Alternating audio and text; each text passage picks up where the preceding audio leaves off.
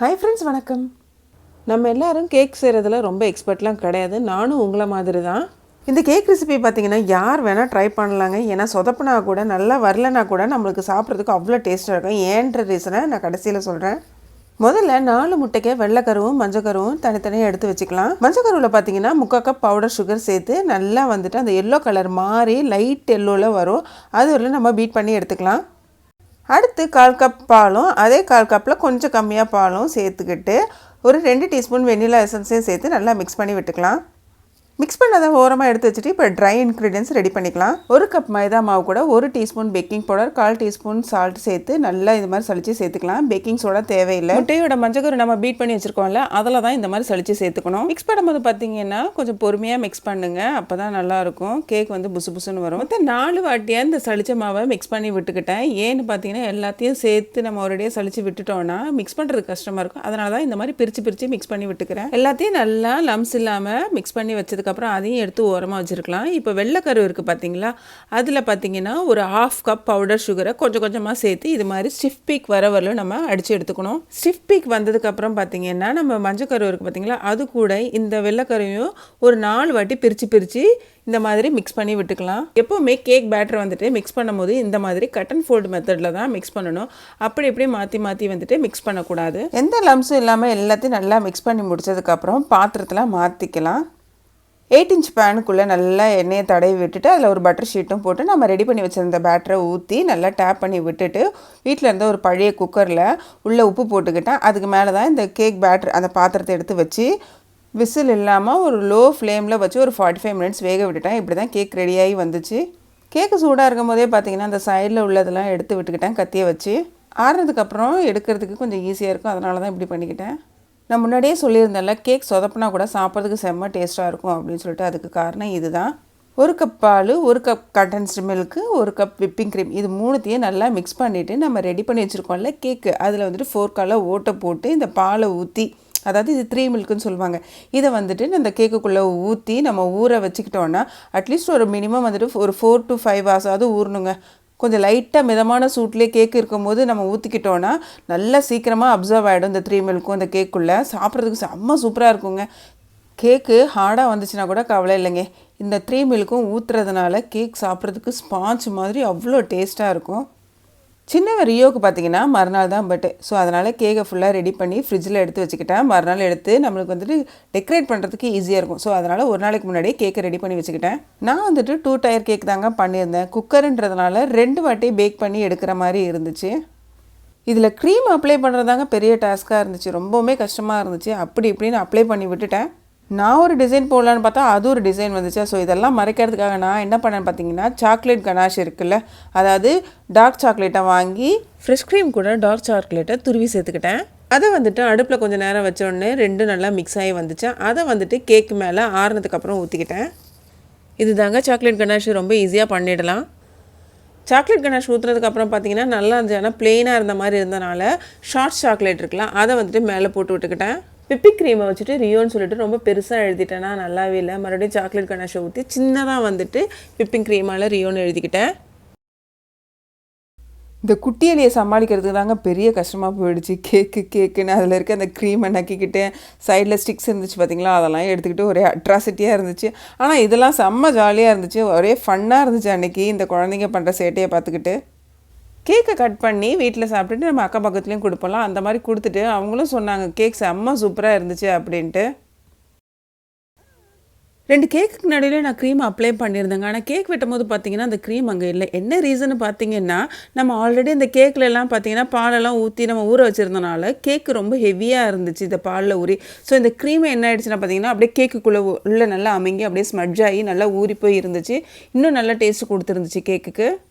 நான் ஸ்டார்டிங்லலாம் cake try பண்ணும்போது தயவு செஞ்சு நீ அடுத்த வாட்டி கேக்லாம் ட்ரையே பண்ணிடாதான்னு சொன்னவங்க வாயாலே நீயா செஞ்சால் நம்பவே முடியல, அவ்வளோ டேஸ்ட்டாக இருக்குன்ற அளவுக்கு பாராட்டி தள்ளிட்டாங்க. பெரியவன் பார்த்தீங்கன்னா தம்பிக்கு கிஃப்ட் கொடுக்கணும்னு சொல்லிட்டு அவனுக்கு க்ரீட்டிங் கார்டு மாதிரிலாம் ரெடி பண்ணி கொடுத்துருந்தான். சின்னனுக்கு ரொம்ப சந்தோஷம், எனக்கும் கிஃப்ட் தராங்க அப்படின்னு சொல்லிட்டு அன்றைக்கி ஜாலியாக டான்ஸ் ஆடிக்கிட்டு என்ஜாய் பண்ணிவிட்டு அன்றைக்கி நாளே சூப்பராக போயிருந்துச்சு. கடையில் வாங்கி நான் கேக் வெட்டியிருந்தா கூட இவ்வளோ ஜாலியாக இருந்திருக்காது. ஏன்னா நான் கேக் செய்யும் போது பசங்க வந்துட்டு கூடவே இருப்பாங்களா, அம்மா நான் ஹெல்ப் பண்ணட்டுமா, அப்படி பண்ணட்டுமா, இப்படி பண்ணலாமா, இந்த மாதிரி டெக்கரேட் பண்ணலாமான்னு சொல்லிட்டு அவங்களும் என் கூட சேர்ந்துக்கிட்டு ஜாலியாக என்ஜாய் பண்ணிகிட்டு இருந்தாங்க. இந்த கேக்கை 3 மில்க் கேக்குன்னு சொல்லுவாங்க, ட்ரெஸ்லாச்சஸ் கேக்குன்னு சொல்லுவாங்க.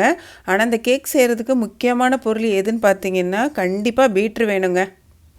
ஏன்னா முட்டையோட வெள்ளைக்கரு கூட நம்ம பவுடர் சுகர் சேர்த்து பீட் பண்ணுறோம்ல, அது ஸ்டிஃப் பீக் வரலும் நம்ம பீட் பண்ணணும்.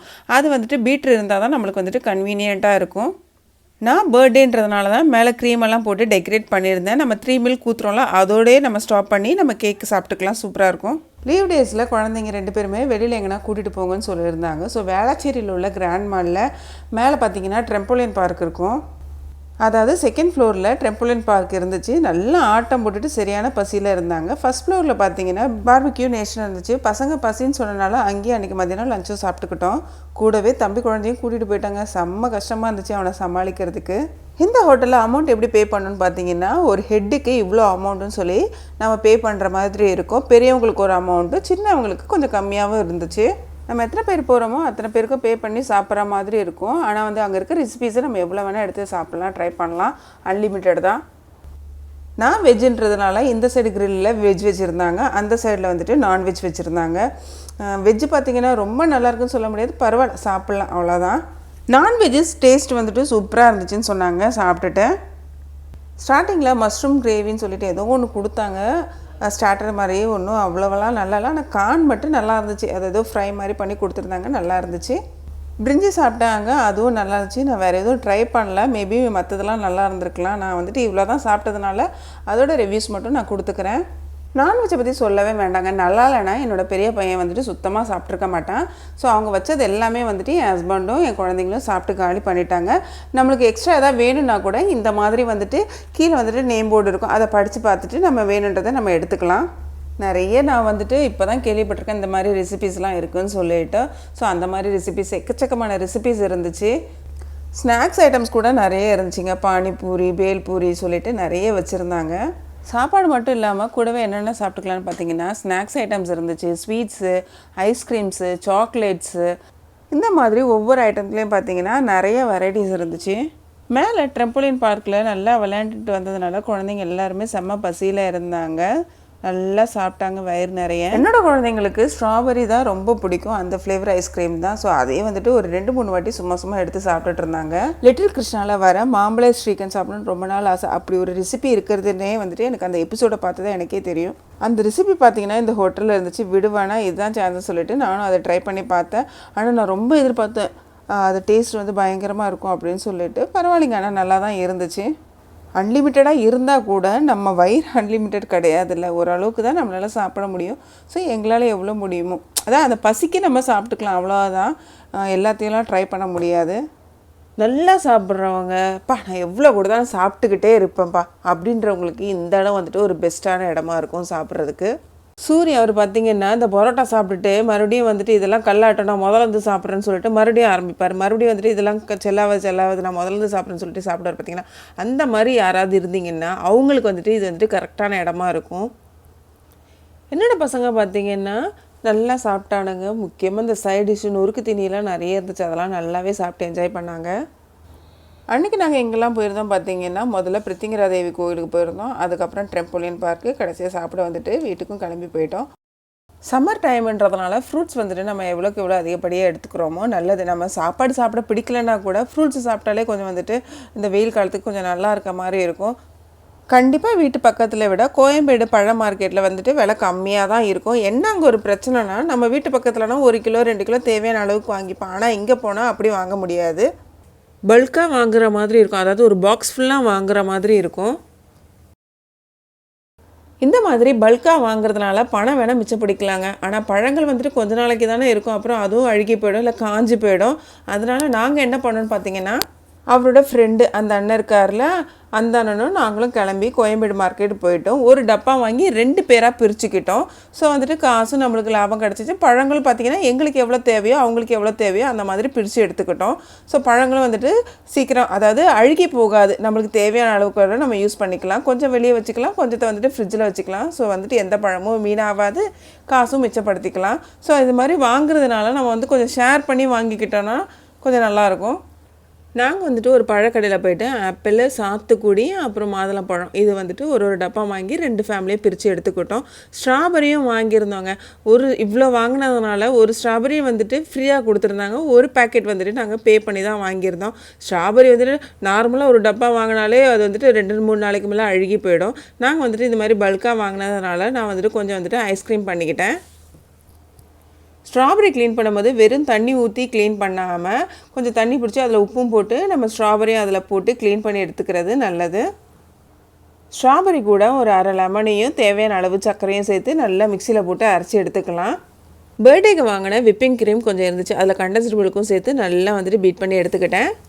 நம்ம அரைச்சி வச்சுருந்தால ஸ்ட்ராபெரி அதையும் வந்துட்டு இது கூட வடிகட்டி சேர்த்துக்கலாம். அப்படியே சேர்த்துக்கிறதா இருந்தாலும் சேர்த்துக்கலாம், உங்கள் இஷ்டம்.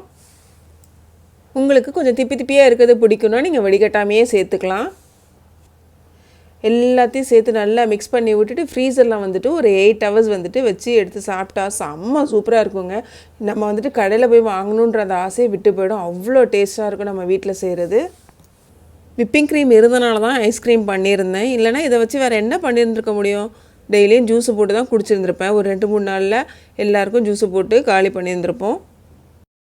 ஆக்சுவலி விப்பிங் க்ரீம் பார்த்தீங்கன்னா கேக் செய்கிறதுக்கு தான் நான் வந்துட்டு பெரிய பேக்கெட்டாக வாங்கிட்டேன். ஒரு கப் போட்டிருந்தாலே பார்த்தீங்கன்னா நிறைய க்ரீம் வந்துச்சா, மிச்சம் இருக்கிறத நம்ம எப்படி தான் காலி பண்ண போகிறோம் அப்படின்னு சொல்லி யோசிச்சுட்டு இருந்தேன். சும்மா அதுக்குன்னு கேக்காக செஞ்சு சாப்பிட முடியும்னு சொல்லி யோசிச்சுட்டு இருந்தேன். பரவாயில்ல, ஐஸ்கிரீம் பண்ணி விப்பிங் க்ரீமையும் காலி பண்ணிட்டேன். ஃப்ரூட்ஸு கெட்டு போகாத அளவுக்கு எப்படியோ ஓரளவுக்கு எல்லாத்தையும் மேனேஜ் பண்ணிட்டேன். இன்னொரு ஹாப்பியான விலாகில் பார்க்கலாம். பாய்.